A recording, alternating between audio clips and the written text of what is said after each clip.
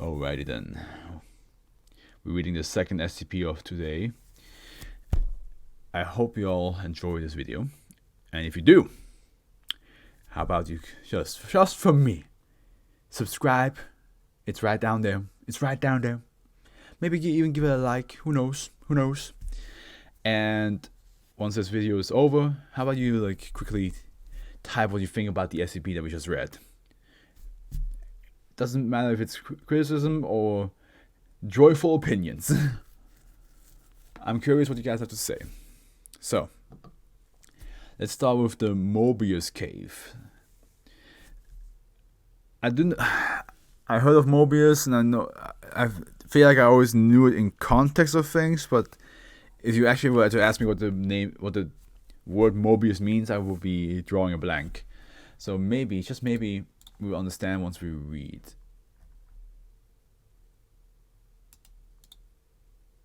Privacy error.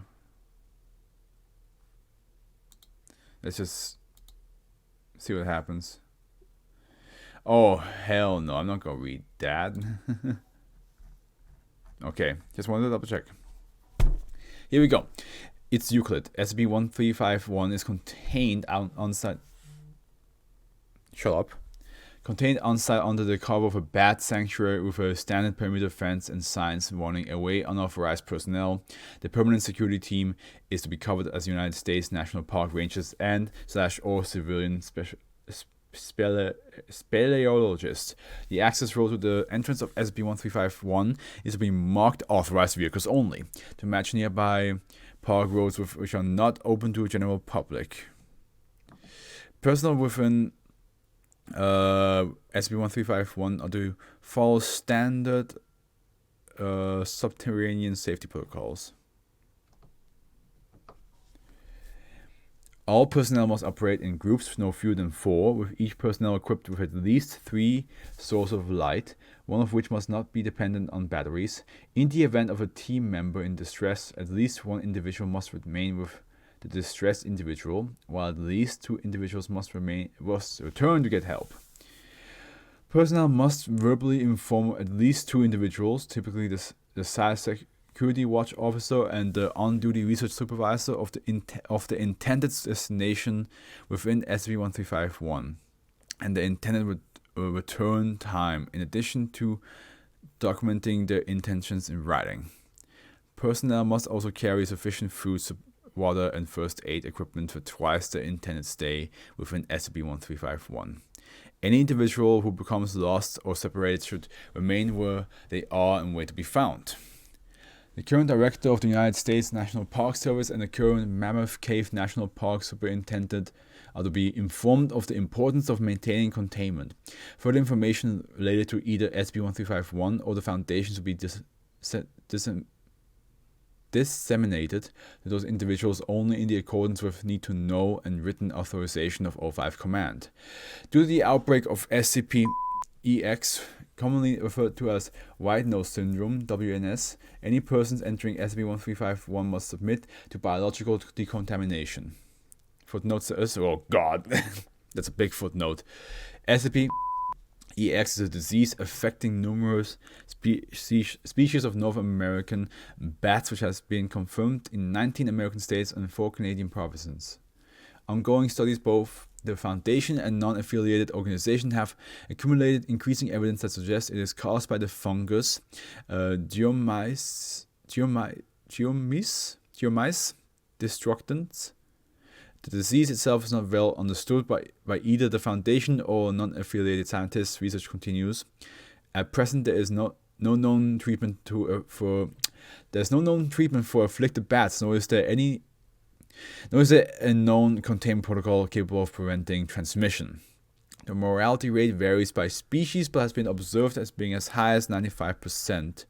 SCP-EX has not been confirmed to be present in SCP-1351. The related containment procedures are intended to prevent it from entering SCP-1351.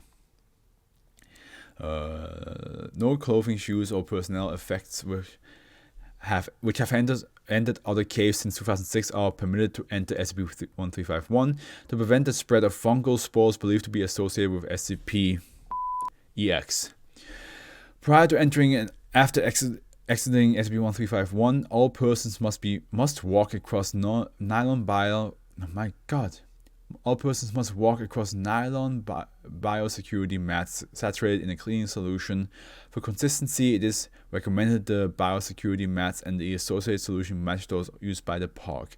Presently, Lysol TM-IC quaternary disinfectant cleaner. This is in accordance with publicly released SCP-EX containment protocols designed National WNS Decontamination Protocol 3rd 15th 2012. I'm not going to read that because that thing was thick. That was a lot of things there. Unless it's like, let me give you a quick skim.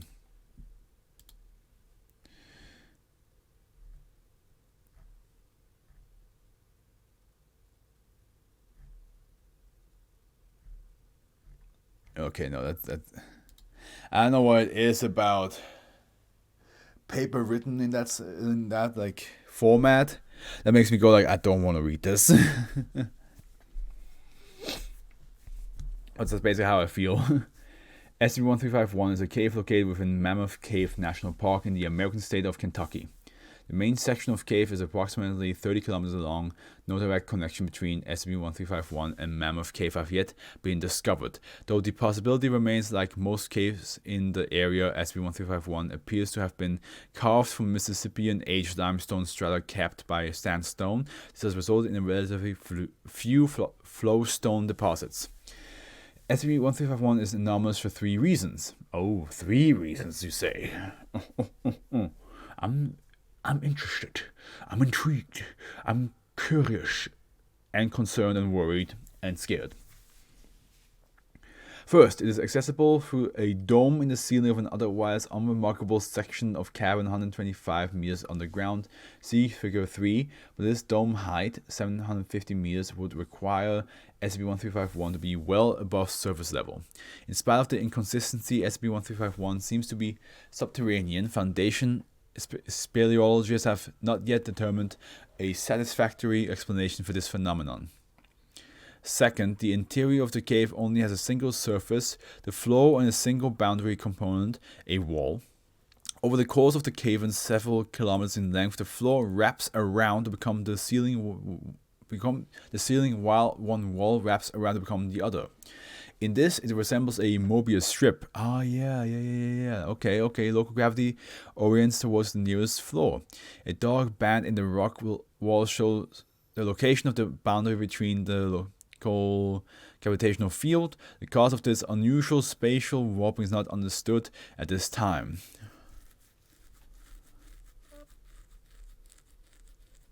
Third, temporal anomaly have been observed in relation to SCP-1351. Though no modern Foundation personnel are known to have experienced any such effects, for more details see Addenda 2 and 3. These show no consistent pattern. Okay, well, Addendum 1. Modern history of SCP-1351. The cavern from which SCP-1351 is accessible opened to the surface with a landslide in 1993, uncovered a natural entrance.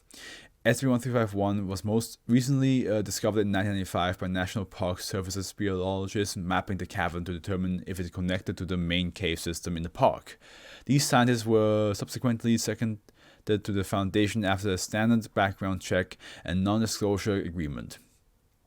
3 expedition teams, 1, 2, and 3, surveyed the interior of SCP-1351 between 1995 and 2002, determining that the cavern to be sufficiently safe for a permanent research presence. Research operations are now ongoing.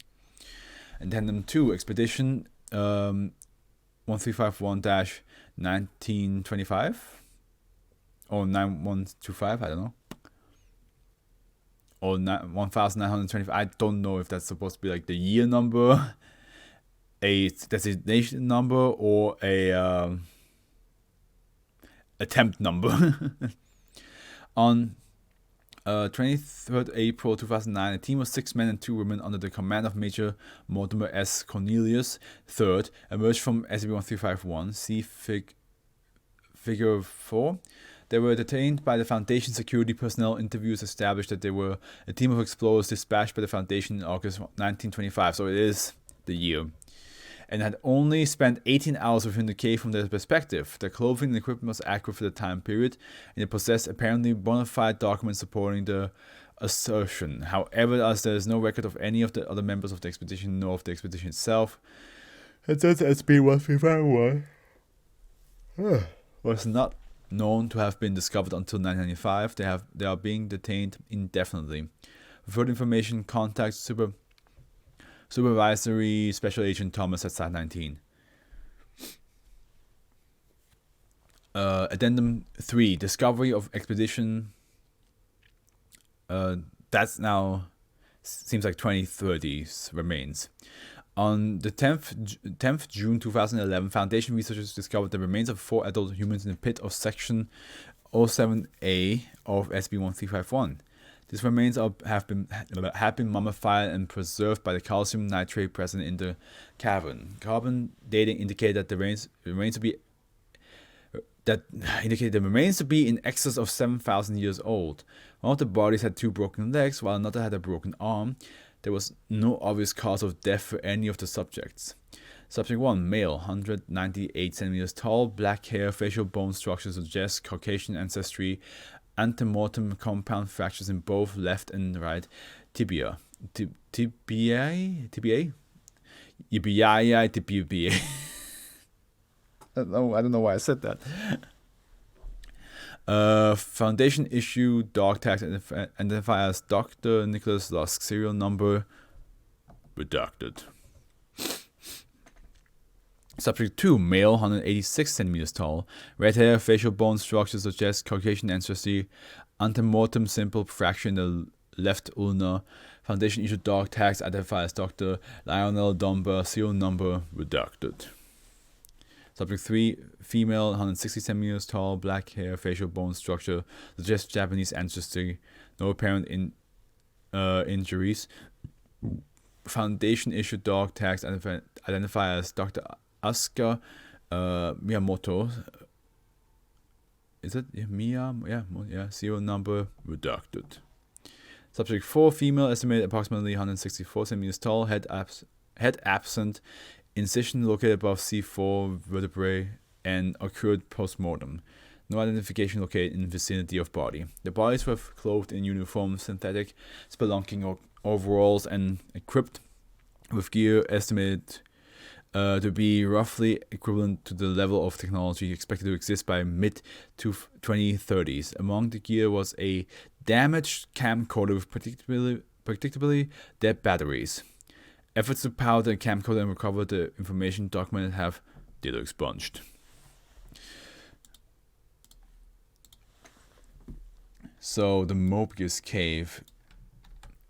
Not only is gravity fucky wucky in that thing, but it's also you can come from the past or from the future.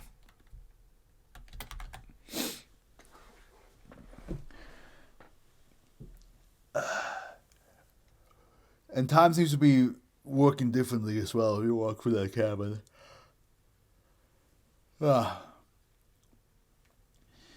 I completely forgot that Mobius was like a... Is Mobius strip, is that a spiral? Why ask when I can look it up? Mobius strip. Yeah, the thing that... Oh, yeah. That's why... Yeah, that's why it's OA. Because it's Mobius.